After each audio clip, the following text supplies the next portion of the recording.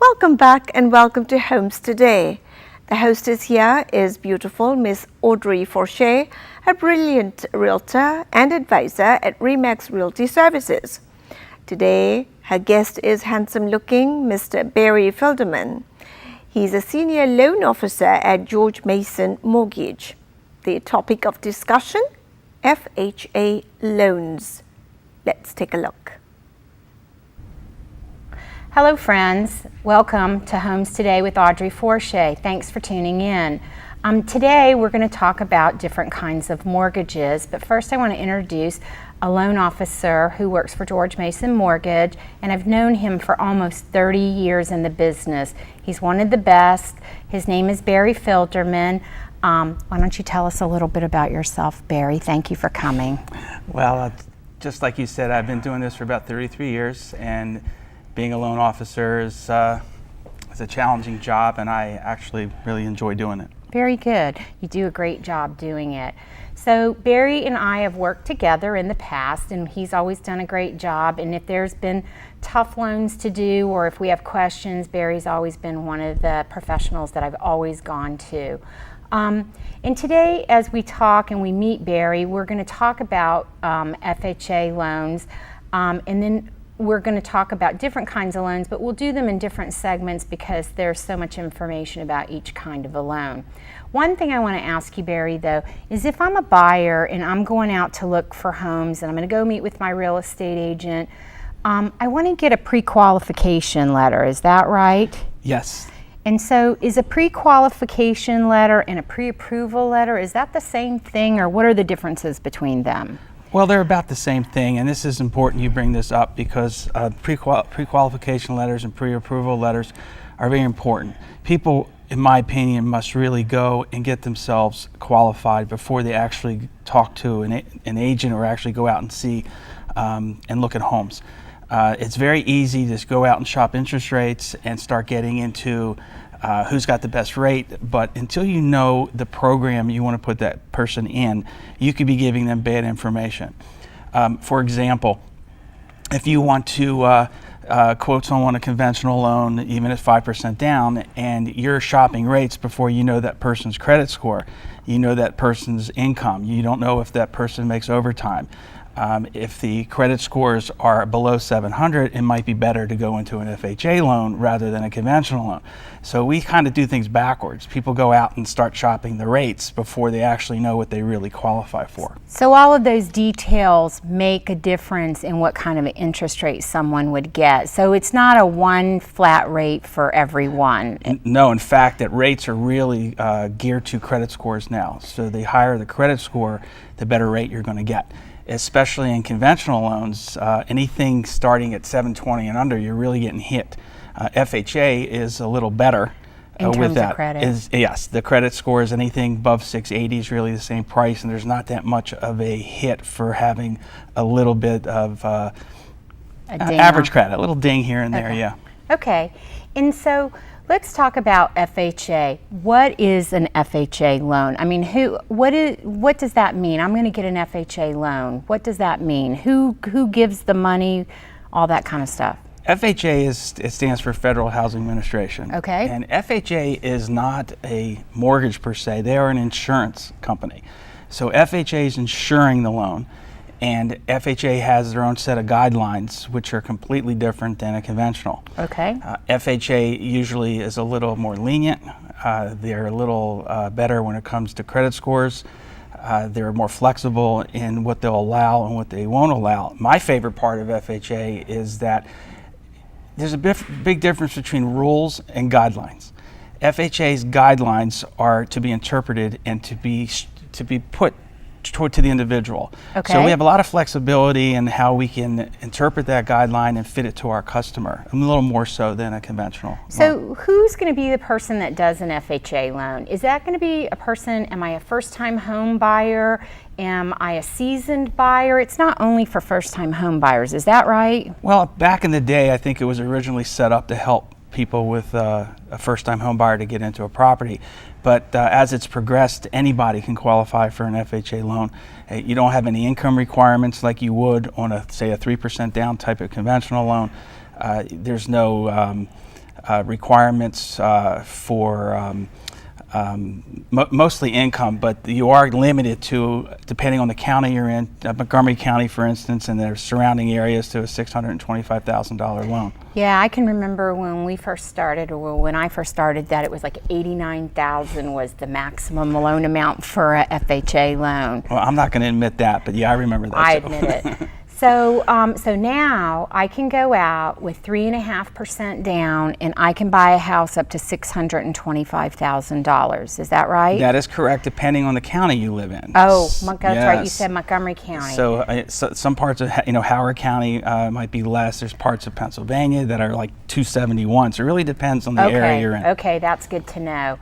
So, if I'm going to apply for an FHA loan, I need my 3.5% down. And in terms of my closing costs are probably, what do you think, about 3.5% of the sales price to purchase a property? Does that sound about right, to set up everything? It also depends on the county. Okay. Okay, so like for instance, Prince George's County has higher closing costs than Montgomery County. DC would have lower costs than that. Frederick County have lower costs. Some counties have county transfers, some don't.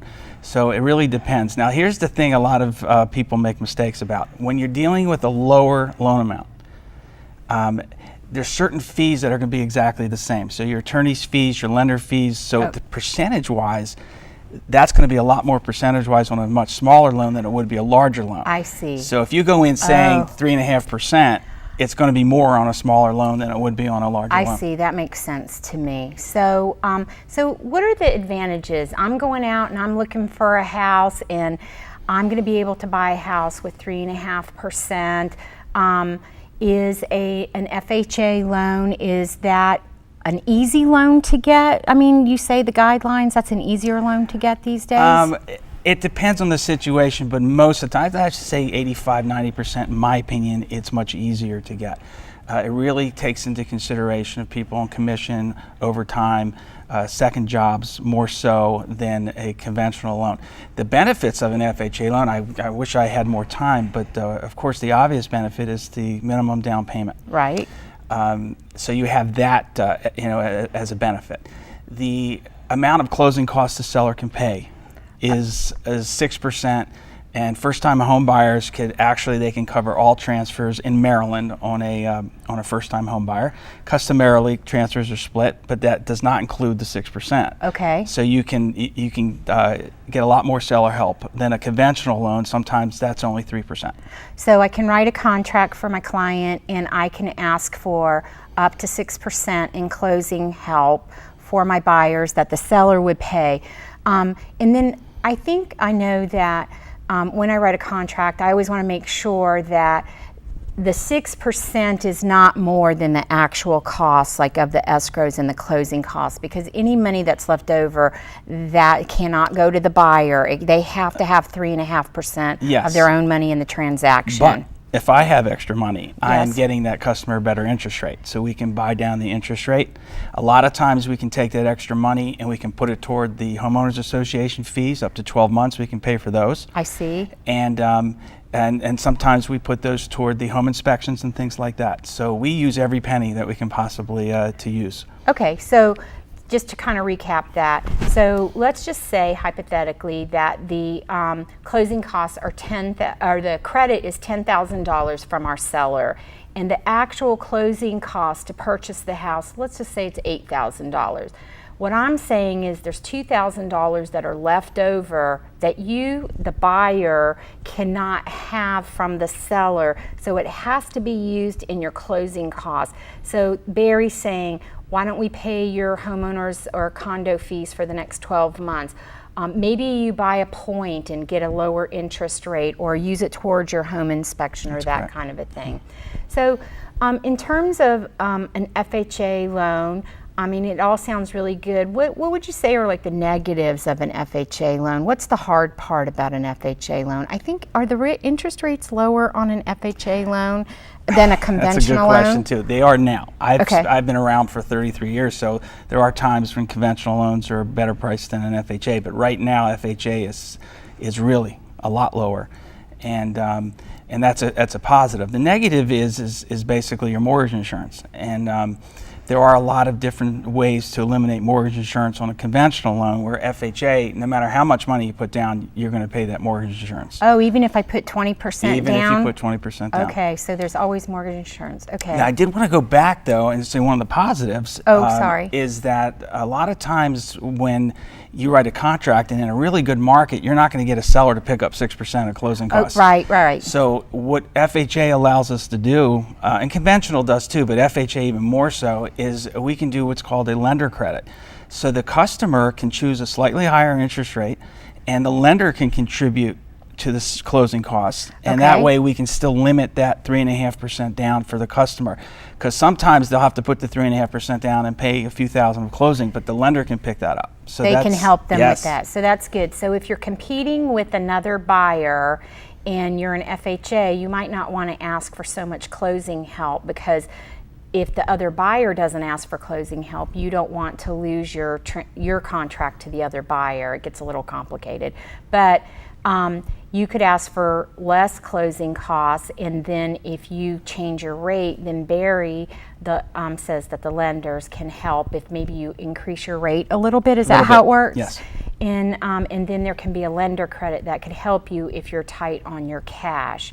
So that's really good to know. Now, getting back to the negatives, yes, because there are some negatives. Another negative would be in the underwriting guidelines. Okay. Conventional loans have eased up when it comes to business expenses on the tax returns. Okay. Also, when it comes to requiring documentation, there's a lot of conventional loans now that only require 1 year of tax returns. Oh, that's good. FHA is still the 2 years. Okay. And is still the business expenses. So if they see it, they're going to deduct it. Conventionally, they've taken that away, where the business expenses, and if you viewers out there are commission people or have business expenses, you're going to know when you take a loan app, they're going to really look at that and a lot of times take it off your income, which could mean the difference between qualifying and not qualifying. Yeah. So FHA is a little stricter now on things like that. Okay, that's good to know. And then in terms of the appraisal, I know sometimes when I'm a listing agent and I get an offer on one of my houses, sometimes I'll say to my seller, you know, we have to be very careful about the appraisal because they have stricter rules. Is that true? What are the rules or the guidelines in terms of FHA appraisals? I'm glad you brought that up. Okay. Just because it's an FHA loan does not mean that the appraisals will come in lower. A value of a home is the value of the home. It doesn't matter if it's FHA, VA, conventional, the appraiser is going to determine the value based on the same rules. Where FHA is, what they're concerned about is hazardous things about the house that could, for instance, chip paint, where a little child could eat the chip paint. So an FHA appraiser will make you fix that. If there's a step that needs to be fixed, wood, things like that could cause a hazard, FHA is going to be stricter on those repairs than a conventional appraisal will be. Okay, and then and then you talked about the mortgage insurance before. So how do you determine the mortgage insurance? So I'm putting only 3.5% down, so I'm going to have some mortgage insurance, which is the insurance that protects the lender, from anyone defaulting on the loan, because there's not that much equity in the property. And so how do they determine how much that mortgage insurance is? What is there a simple formula? It is. And I'm glad you brought this up again too. These are very good questions. Everyone freaks out about the mortgage insurance, and it's not bad. It isn't. 1.75 is financed. Okay. And then you have 0.85. If you use minimum down payment, it'd be 0.85 for the monthly. Okay. When you start comparing a 3% down conventional loan, the mortgage insurance is much higher on a 3%. If you don't have the 760, 740 credit scores, you're going to get slammed for a mortgage insurance. FHA's mortgage insurance in many situations is far less than a conventional loan.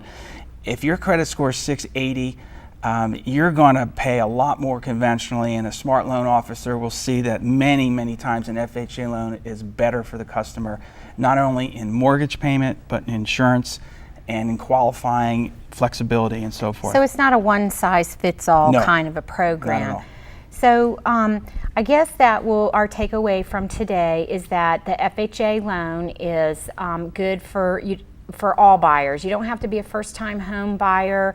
but it is helpful for those who are trying to save for a down payment, and it's a way to get into a home.